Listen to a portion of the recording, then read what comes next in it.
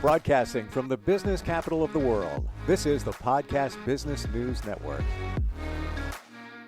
And welcome back, everyone. One of the things that we often take for granted is the safety that goes into the vehicles that are on the road, especially the vehicles that are transporting cargo, fuels, liquids, all of that. And this gentleman makes sure that those vehicles are safe to the best of his ability. He also works with a lot of companies in training them to make sure those vehicles are safe and also adhere to the state and local laws. Today, we're going to talk about cargo tanks in specificity. And Matt Freeman is with us, DOT Training Solutions. Welcome back, Matt. How you doing?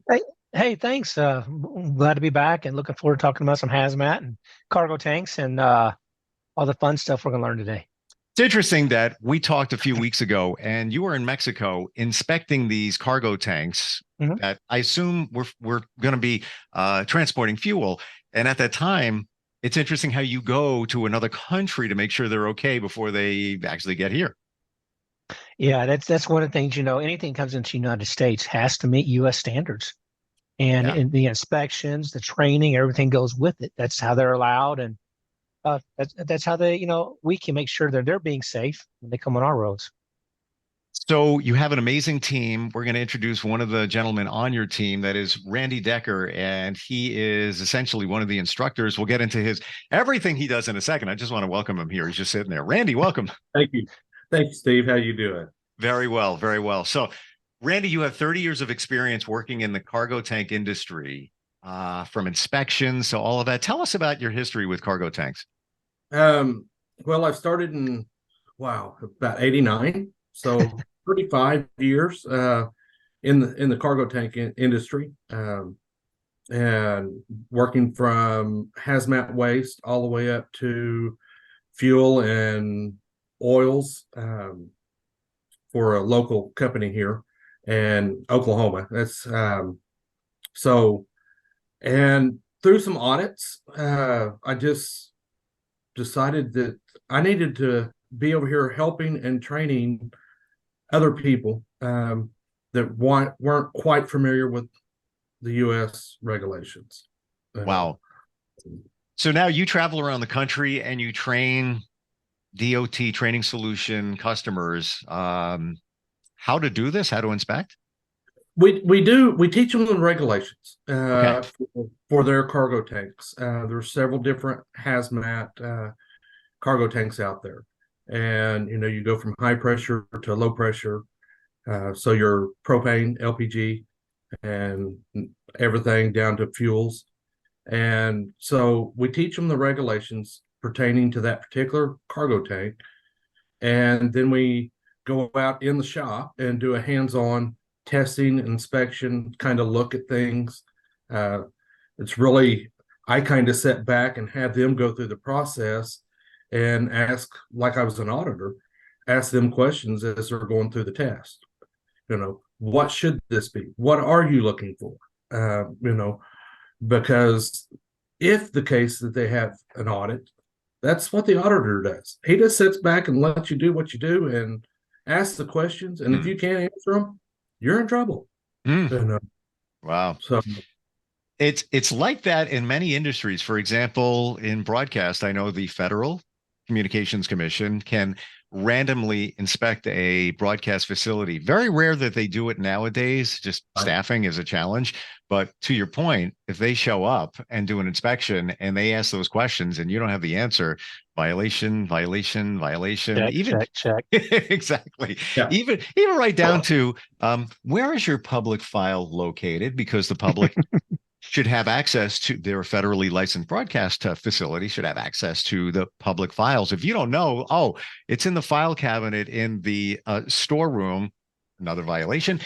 Brandy, when you work with customers of DOT Training Solutions, do those customers have inspectors on staff, just people that maybe they have multiple roles, but it's their job for the company inspect the cargo tanks? Oh, yeah. A lot of the facilities, they train their employees to become registered inspectors. It's just what everybody's considered as a RI, register inspector, and you have to be,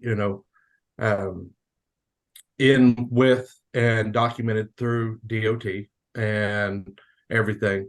So, I mean, he may be doing a brake job one day and doing cargo tank tests the next day. Naturally, like anything, the more you know, the more you make. Sure. So, and a lot of the companies try to, get their employees to where they're a grade A mechanic, where they're doing everything or able to do everything. They may still only specify to one thing, but they can do other objects, do other Cross work. train. Yeah, they do a lot of cross training. Gotcha. Can you take us through that process during the inspection?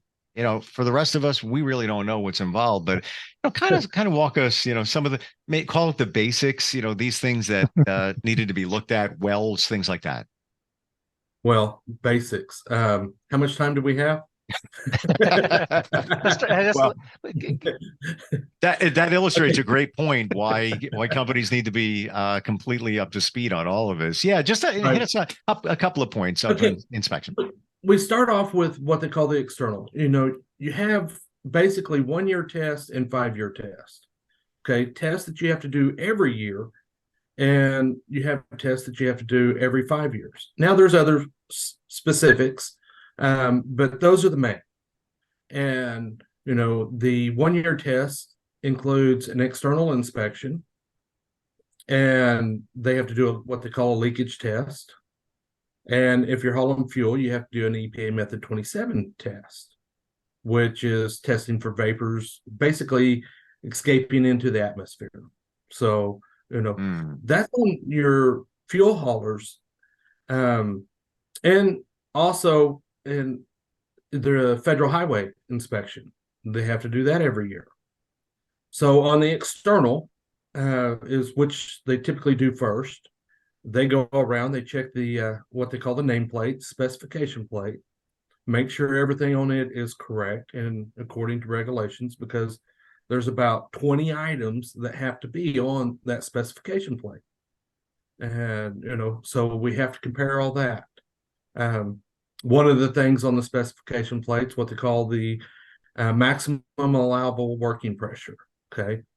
So off that, you have what they call pressure relief devices on the trailers. If something catastrophic happens, it keeps that failure from happening. So you have to compare numbers off of the spec plate and on the pressure relief devices to ensure that they're correct. I mean, you can't have one that's setting too high on a tank and the tank fell versus the pressure relief device. Then you go on around it and, you check in all the welds, all the nuts and bolts, all through the whole cargo tank. I mean, one of our questions is, how long does it take? Well, it takes as long as it takes, until that test is complete. Once that passes, you run into what they do, a leakage test. It's where we apply no less than 80% of the MAWP, which is the maximum allowable working pressure. We apply that pressure to the tank and all the piping, and we check to make sure it doesn't have any leaks. Go around it with a soapy bottle. Pump sprayer is normally best. And, check all gaskets, all inlets, outlets for leaks. And one thing on this one is it can't drop any. I mean, it's zero. If it drops, half a pound, then it fails. So you got to find those leaks and fix them before it goes back out, and before it passes the test. I want to talk about the leaks there for just a moment. Now, would you know that you have a leak because you're losing either pressure or fuel, whatever substance it is? And, the soapy water test reminds me of our, barbecue 20-pound propane tank. We still do the same kind of thing? Same thing. Wow. Same thing. So it's just on a bigger barrel. And let's bring one thing in here. I mean, when you say, when we're doing a pressure test, whether we're doing it with and basically you said a product or air.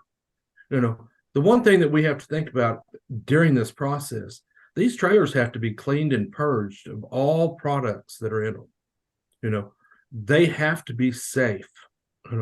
We don't want any accidents happening, because there's too many deaths out there in our industry with people getting complacent. And we cover that in our training, because it's a dangerous business. And when you start dealing with high pressure propane, LPG, and fuel, I mean, Poisons. Poisons. They have to be cleaned and purged of all products prior to being brought into the shops. Wow. I'll tell you, 2 days ago, I was driving here to the studio and somebody was hauling larger propane tanks on a pickup truck. Of course, we're talking about, huge tanks. But the reason I bring it up is one of those tanks came flying off the back of the pickup truck, hit the road. And I'm like waiting for something to happen. It didn't. It rolled a little bit. He jumped out. He grabbed it, carried it back. It had to have product in it because you could tell it was heavy. And I'm like, wow, we escaped a big one there. So it Right. went down and hit, the pavement. That's this situation. Now you're hauling this much here. Either one, it's a dangerous situation. Liquid propane. Yeah, we're just talking about there for a second. I want to talk about other fuels as well. Would you know that you have a leak before you do the soapy water test? You're knowing that you're losing some product, or do you just do that anyway, the water test? Well, by the government, regardless if you know you have a leak or not, you try to fix that leak beforehand. Okay. Sure. Propane trailers, LPG, are always under pressure. Okay. When that tank is empty, it typically has about 90 psi on it. Okay. That's no liquid in it, but it's still under pressure. So that industry, if it leaks and comes down to a zero, they have to go through a whole gamut of other deals to get it ready to load again. So yes, they are very particular on liquid propane. It's a loss of revenue, money for them if it leaks. And you can smell it. Yeah. Point. Well, you got your non-odorized, you got your odorized, different things like that are out there that the general public doesn't know. Right. And, we look at them every day going down the road. Some people notice them, some don't, to realize that you have a bomb sitting next to you. I mean, you do. And the emptier it is, the more volatile it is. The full ones are a little safer than the empty ones. It's the vapor. Yeah, I mean, it's the vapor. It's kind of it's crazy, but there was a driver that unloaded here in Oklahoma City with ethanol, and when he was driving back to his base terminal, there was a truck that was broke down on a bridge, and he, whatever happened, but they collided and the trailer exploded. Now, if it was empty or full, it probably wouldn't have been near as catastrophic. Wow. So, people think, oh, it's empty, it's safe. No, that's when it's more volatile than anything. You still have pressure. Yeah. Yeah. And often, always heard about the vapors, even gasoline vapors. You fill something up, you see them, dissipating from a container. Let's talk about fuel, whether it's diesel, whether it's gasoline. What are some of the protocols, some of the safety measures for those large cargo tanks? Well, the safety measures, actually through regulations, it doesn't matter if it's LPG or fuel. I mean, the tests are the same. You still have to follow the same procedures to make sure that, the tank, if it fails for any reason, impacts or whatever, rollovers, that it is safe and it fails in the correct order. like a pressure relief device. Okay. It's designed to open and close and vent off the capacity that it's designed for that compartment and leak no more than 1 liter of product in 60 milliseconds. I mean, think about that. In that surge, it may be a 9,000 gallon tank, but it's got to open, emit the proper vapors or pressures, and reseat to a leak tight condition in 60 milliseconds. I mean, that's pretty darn quick. Wow. Yeah. How do you measure that? That is something that every 5 years, in general, okay, the pressure relief devices are tested. Okay. Now, naturally, we can't test it for that. That is something that the manufacturers have to do to be in compliance with regulations. They test so many for, one for every 10 that are built, so they can guarantee that they are doing what they're supposed to. And then at the 5-year test, the testers have to make sure that they open and close and reseat to a leak tight condition in the allotted for that particular cargo tank. So there's a lot, but to say fuel and diesel, I mean, it's no different than LPG or acid or whatever it is that we're hauling. There are more safety devices, what they call self-closing valves on the fuel haulers, because there's so many of them out there in the motoring public. And where do you see them most of the time? In town, making city deliveries. Look at your little gas station and think, how do you get a 65-foot truck and trailer into that location? Yeah. We talk about testers and stuff. I mean, drivers, they have to go through a lot, and the motoring public, it's a job. But with the motoring public, you have to make sure your safety devices are on your unload heads and unload lines, and everything, so that nothing, if a car hits it or if the driver runs over something, it removes the lines, but the product stays in the trailer. How does one become a registered inspector, Randy? Oh man, that is the question. Most of the registered inspectors out there, including myself, is 3 years experience doing the inspection and test and a high school diploma. Okay, so or GED. Yeah, or GED. You have to work with someone in an apprenticeship program doing the cargo tank test and going through it. And you have to take every 3 years. They have to go through our training at DOT Training Solutions, not ours, but it's a federal training that you have to go through for function specific on what you're doing. So you have to do a general hazmat and function specific training every 3 years. Okay. The function specific training is kind of back like when I was telling you that I take them over the regulations. Okay. We go through the regulations for the 400 series cargo tanks. If they're working on fuel chemical trailers, it's a 400 series. Okay. So we go over those regulations, how it's built, how the rollover protection is, where the safety devices are, how many outlets are on it, what those outlets have to be protected by, a stop valve, just all the different things with regulations that are supposed to be on these trailers. Wow. Knowing how many, or not knowing, but assuming how many motor carriers there are in this country, and that they all have to have people who are registered to inspect. You guys got a lot of work ahead of you. We stay busy. Yeah, exactly. Can't even imagine. Because it all needs to get done. You can't have a motor carrier transporting anything unless that they have somebody who's registered to do the inspections.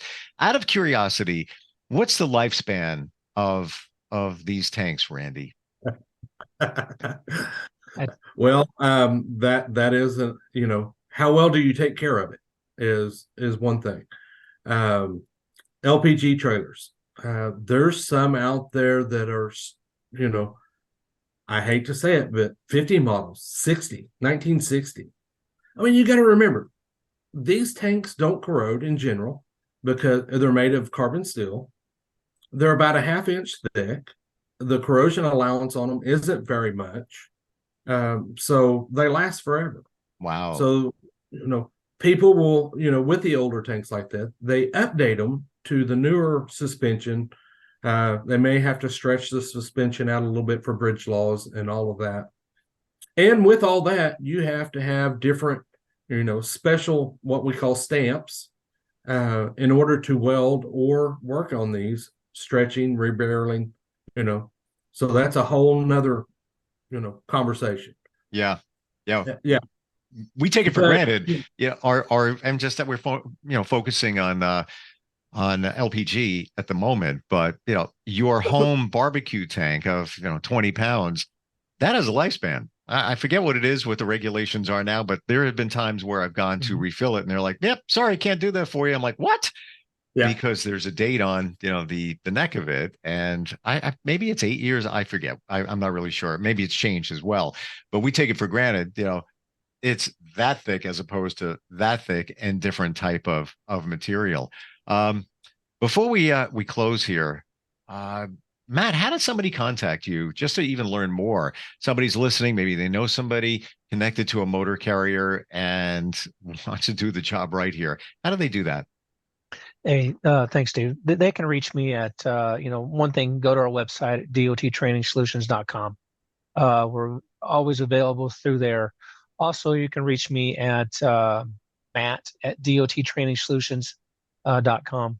Or also, if you're looking at cargo tanks, you can reach Randy at Randy Decker at dottrainingsolutions.com. And that's RANDYDECKER at dottrainingsolutions.com. Always reach out to me. And my phone number is 573-416-8203. This is what we do every day, Steve. We love helping people, and it's our job to make sure everybody's safe out there, and we love it. Yeah. Thank you to both of you, not only just for being here today, but for the job you do to make sure that this stuff is safe. And, I'm amazed that we got one guy over here, Randy, just the cargo tanks. There's so much involved here, but because it's so important, we put the focus on each individual component. It's a big deal. Both of you, Matt and Randy, thank you so much for being here today. Thanks for the information, and looking forward when we get a chance to talk again. All right. Thank you. See you next time, Steve. Thank you. We're coming right back.